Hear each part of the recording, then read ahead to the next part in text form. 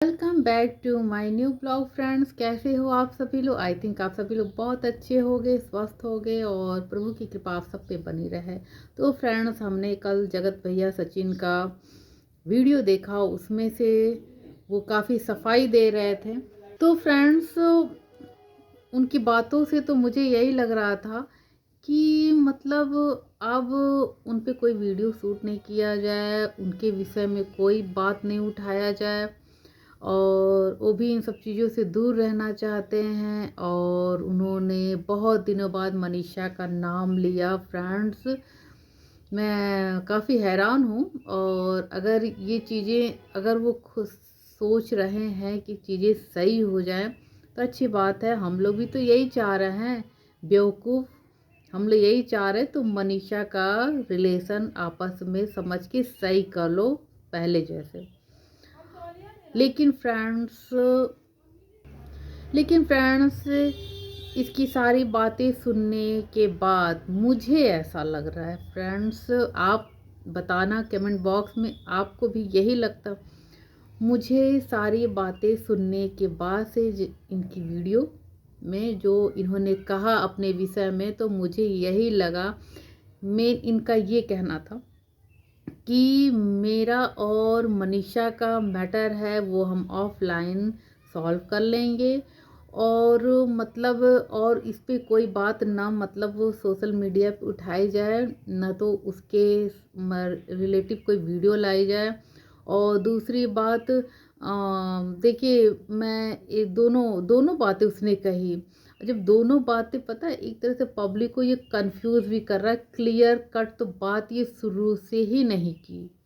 शुरू से मेन इसकी ये चीज़ें मुझे बहुत इरिटेट करती है। वो साफ क्लियर बात नहीं करता है, दो तरह की बातें कर रहा है कि मैं ऑफलाइन मनीषा का और अपना आपस का मामला समझ लूँगा और मैं मनीषा से बात कर भी सकता हूँ, मनीषा को छोड़ भी सकता हूँ। फ्रेंड्स, ये बहुत बड़ी बात कह के एक बार फिर से पब्लिक को गुमराह करने की ये घटिया इंसान कोशिश की।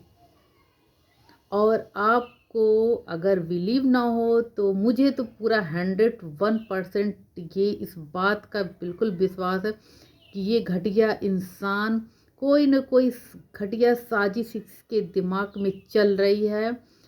और हमें लगता है जल्द ही वो पब्लिक के सामने भी आएगी। वो मतलब मनीषा के लिए, जो मनीषा का गुनहगार ये खुद है, होता ना चोरी और सीना चोरी। मनीषा को ये सारी पॉइंट रखना चाहिए कि मैं इनसे चीज़ों को सही करूँगी या नहीं करूँगी, टाइम चाहिए कि कितना चाहिए, ये सब चीज़ें उसे डिसाइड करना चाहिए। ना कि ये डिसाइड कर रहा जो खुद चोरी किया, सारी गलती खुद किया। तो मतलब ये जो मतलब मतलब जो भी मतलब एक्शन लेना चाहिए तो वो मनीषा को लेने के बजाय ये डिसाइड कर रहा है। नालायक, कमीना, दरिंदा। मुझे तो इसका शक्ल देख के इतनी गुस्सा लगती जब ये घुमाव घुमाव की बातें करता है।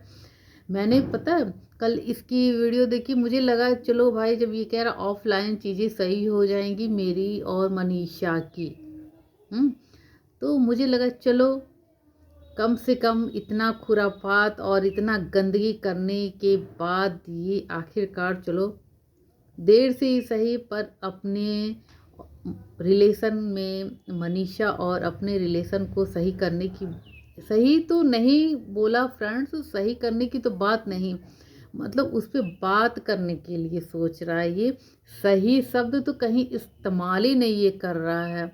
ये बंदा इतना सातिर, इतना मतलब घटिया, और चीज़ों को गोल गोल घुमा के लोगों को कंफ्यूज कर देना, इसकी तो गंदी आदत है। इसकी मैं शुरू से देखती हर एक बात को ये ऐसी जगह छोड़ता है कि फिर वहाँ पे लोगों को एक सवाल पूछने पे मजबूर कर देता है। क्लियर बातें मतलब कभी ये नहीं करता।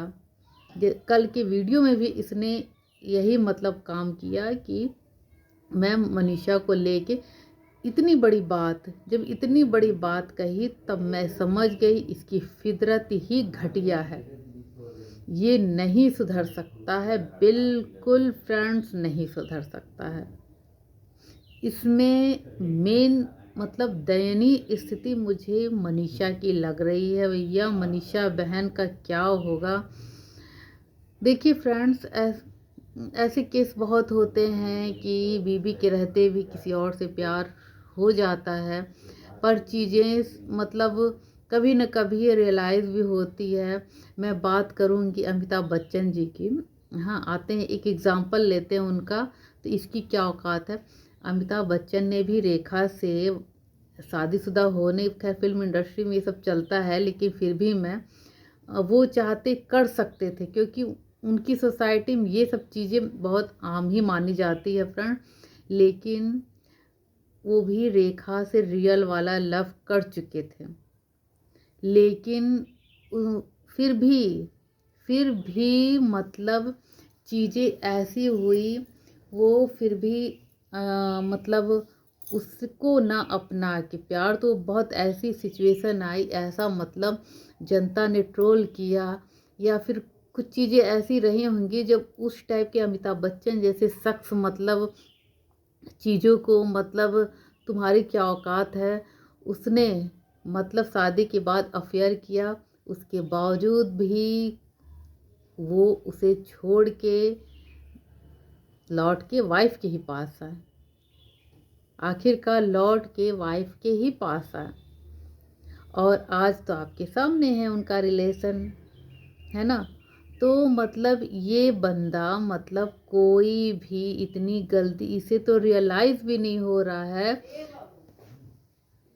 तो फ्रेंड्स, मेरा कहने का मेन ये मीन्स है कि होता है ऐसा, फिर भी लोग देर सबेर चीज़ों को समझ जाते हैं। और इसकी बात तो मतलब इसे तो और भी समझ में आना चाहिए, क्योंकि सोशल मीडिया पे इसकी सारी बातें हैं। हम आप जैसे बहुत से मतलब सोशल मीडिया पे इसको समझाने की कोशिश भी कर रहे हैं, हर तरह से इसकी फैमिली वाली हर चीज़ रियलाइज़ कराया जा रहा है कि तुम अगर गलती कर लिए, चलो उस पर मिट्टी डालो और अपनी वाइफ के साथ लाइफ में आगे बढ़ो, है ना। क्योंकि तुम गलती मनीषा के साथ किए हो और मनीषा के ही साथ तुम्हें चीज़ों को सही करना है। मेन माफ़ी तुम्हें मनीषा से मांगनी है। मनीषा अगर तुम्हें अपना लेती है, वो तो खैर बेचारी हर एक सिचुएशन में हाँ ही हाँ कर रही है, अपने ससुराल में पड़ी है। खैर इसको तो इसको इस जगह तो भाग्यशाली ही कहा जाएगा, नहीं तो दूसरी वाइफ मनीषा की जगह कोई और रहती, मेरे आप जैसे रहती, तो फ्रेंड्स लात मार के इसको आउट कर देती अपनी लाइफ से। फिर उसकी ज़िंदगी का उसकी जो भी हो तो खैर बात की बात है। लेकिन मनीषा इतनी सीधी सादी है, इतना गंदा काम करने के बाद भी ससुराल में इसकी वाइफ और इसके नाम का मांग में सिंदूर भर रही है। इसका मतलब यही है अभी भी इसको दिल से दरिंदे को निकाल नहीं पा रही। दरिंदे नालायक, ये चीज़ें समझ, ये चीज़ें अपने दिमाग में डालो, समझो इस बात को, नहीं तो बहुत देर हो जाएगी।